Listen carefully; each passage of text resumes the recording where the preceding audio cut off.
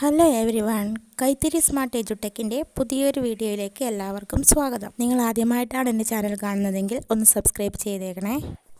നമ്മൾ ഇന്ന് ഡിസ്കസ് ചെയ്യാൻ പോകുന്നത് 2018-19 രണ്ടാം ക്ലാസ്സിലെ മോഡൽ ക്വസ്റ്റ്യൻസ് ആൻഡ് ആൻസേഴ്സ് ആണ്. നമ്മൾക്ക് എല്ലാവർക്കും അറിയാവുന്നതുപോലെ ഉദ്ഗ്രഥന രീതിയിലാണ് ക്വസ്റ്റ്യൻസ് വരുന്നത്. അതായത് മലയാളം, EVS, മാത്സ് ഇവ ഒരുമിച്ചാണ് ഓരോ ക്വസ്റ്റ്യൻസിൽ ഉണ്ടാവുക. ഉദ്ഗ്രഥനം 1, ഉദ്ഗ്രഥനം 2, ഉദ്ഗ്രഥനം 3 എന്നിങ്ങനെയാണ് പരീക്ഷ 3 ദിവസങ്ങളിലായിട്ട് നടക്കുന്നത്. ഇവിടെ ഒന്നാമത്തെ ചോദ്യം എന്ന് പറയുന്നത് അനുയോജ്യമായ നിറം നൽകി ചിത്രം ഭംഗിയാക്കൂ എന്നുള്ളതാണ്. അത് വെരി സിമ്പിളാണ്. എല്ലാ കുട്ടികൾക്കും തന്നെ ചെയ്യാൻ പറ്റുന്ന, എല്ലാ കുട്ടികളെയും പ്രതിനിധാനം ചെയ്തുകൊണ്ടുള്ള ഒരു ക്വസ്റ്റ്യനാണ് ഒന്നാമത്തെ പ്രവർത്തനം. അതിന് തൊട്ട് താഴെയായി രണ്ടാമത്തെ പ്രവർത്തനം കൊടുത്തിട്ടുണ്ട്. ഒന്നാമത്തെ പ്രവർത്തനത്തിൻ്റെ ബാക്കി അതിൽ നിന്നാണ് രണ്ടാമത്തെ ചോദ്യത്തിനായുള്ള ഉത്തരം നമ്മൾ കണ്ടെത്തേണ്ടത്.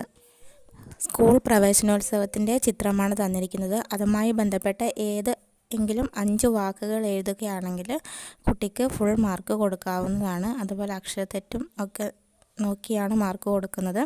സ്കൂൾ പ്രവേശനോത്സവമാണ്, എല്ലാവരും സന്തോഷത്തിലാണ്. കുട്ടികളെല്ലാം ബാഗുകളും കുടകളും ഒക്കെ എടുത്ത് സ്കൂളിലോട്ട് പോവുകയാണ്. അങ്ങനെയുള്ള എന്തെങ്കിലും ഒരു 5 വാക്കുകൾ എഴുതിയാൽ നമുക്ക് മാർക്ക് കൊടുക്കാവുന്നതാണ്. സ്കൂൾ പ്രവേശനോത്സവത്തിൻ്റെ ഭാഗമായി ഓരോ ക്ലാസ്സിലെ കുട്ടികൾക്കും പേടകൾ വിതരണം ചെയ്തായിരുന്നു. അതുമായി ബന്ധപ്പെട്ട് തന്നെയാണ്, കണ്ടിന്യൂസ് ആയിട്ട് തന്നെയാണ് അടുത്ത ചോദ്യവും വരുന്നത്. മൂന്നാമത്തെ പ്രവർത്തനം ഇത് ഗണിതത്തിൽ നിന്നുള്ളൊരു ക്വസ്റ്റ്യനാണ്. ഇതിൽ നമുക്ക് കണ്ടുപിടിക്കേണ്ടത് ഓരോ ക്ലാസ്സിലെയും ആകെ കുട്ടികളുടെ എണ്ണമാണ്. അത് കണ്ടുപിടിക്കാൻ വേണ്ടി നമ്മുടെ പട്ടികയിൽ തന്നിരിക്കുന്നത് 10കളുടെ കൂട്ടവും 1കളുടെ കൂട്ടവുമാണ്. 10ഉം 5 10കൾ. ഒന്നാമത്തെ നോക്കുകയാണെങ്കിൽ ഒന്നാം ക്ലാസ്സിൽ കൊടുത്തിരിക്കുന്നത് 10 എണ്ണം വീതമുള്ള 5 പാക്കറ്റും 1 എണ്ണം വീതമുള്ള 3 പാക്കറ്റും. അപ്പം 5 10 50, 3 1 3 53 എന്ന് കുട്ടികൾ കണ്ടുപിടിച്ച് ഉത്തരമായി എഴുതണം. അതുപോലെ തന്നെ താഴോട്ടുള്ള എല്ലാ ചോദ്യങ്ങളും ഇതുപോലെ കംപ്ലീറ്റ് ചെയ്തതിന് ശേഷം കിട്ടിയ തുകകളെല്ലാം വലുതിൽ നിന്ന് ചെറുതിലേക്ക് എഴുതുക. അതിനുശേഷം ഏറ്റവും കുറവ് കുട്ടികൾ, ക്ലാസ്സിലെ ഏറ്റവും കുറവ് ഏത് ക്ലാസ്സിലാണ് ഉള്ളത് ആ ക്ലാസ്സിൻ്റെ പേരും അതിലെ എണ്ണവും കൂടി എഴുതിയാൽ ഈ ചോദ്യം കംപ്ലീറ്റായി. EVSുമായി ബന്ധപ്പെട്ടതാണ് അടുത്ത ചോദ്യം. ശുചിത്വമുള്ള വീട്.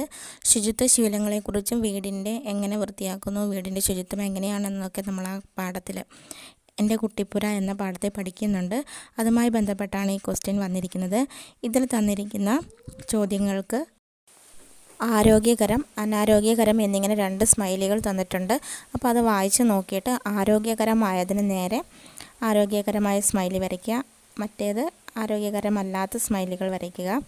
അതിനുശേഷം ആരോഗ്യകരമായ 2 ശീലങ്ങൾ എഴുതി ചേർക്കുക. നമുക്ക് ആ ചിത്രത്തിൽ തന്നെ തന്നിട്ടുണ്ട്. കിണറിന് വലയിട്ട് സൂക്ഷിക്കുന്നതും പിന്നീട് മഴവെള്ളം സംഭരണികൾ ശേഖരിക്കുന്നതായിട്ടുള്ള ചിത്രം ആ പിക്ചറിനകത്ത് തന്നെയുണ്ട്. വേണമെങ്കിൽ അത് എഴുതാം. അതല്ലെങ്കിൽ പഠിച്ച ഏതെങ്കിലും 2 ശീലങ്ങൾ എഴുതിയാൽ അതും കംപ്ലീറ്റ് ആവുന്നതാണ്. അവസാനത്തെ ചോദ്യം എന്ന് പറയുന്നത് കടങ്കഥയ്ക്ക് ഉത്തരം കണ്ടെത്താനാണ്. തന്നിരിക്കുന്ന കടങ്കഥയിലെ 2 എണ്ണത്തിനും ഉത്തരം എഴുതിയതിന് ശേഷം 2 വിഷയങ്ങൾ തന്നിട്ടുണ്ട്. ആ വിഷയവുമായി ബന്ധപ്പെട്ട 2 കടങ്കഥകൾ ഉണ്ടാക്കുക. അതിനുശേഷം സ്വന്തമായ ഒരു വിഷയം കണ്ടെത്തി അതുമായി ബന്ധപ്പെട്ട കടങ്കഥ ഉണ്ടാക്കുക. അത് സിമ്പിളാണ്.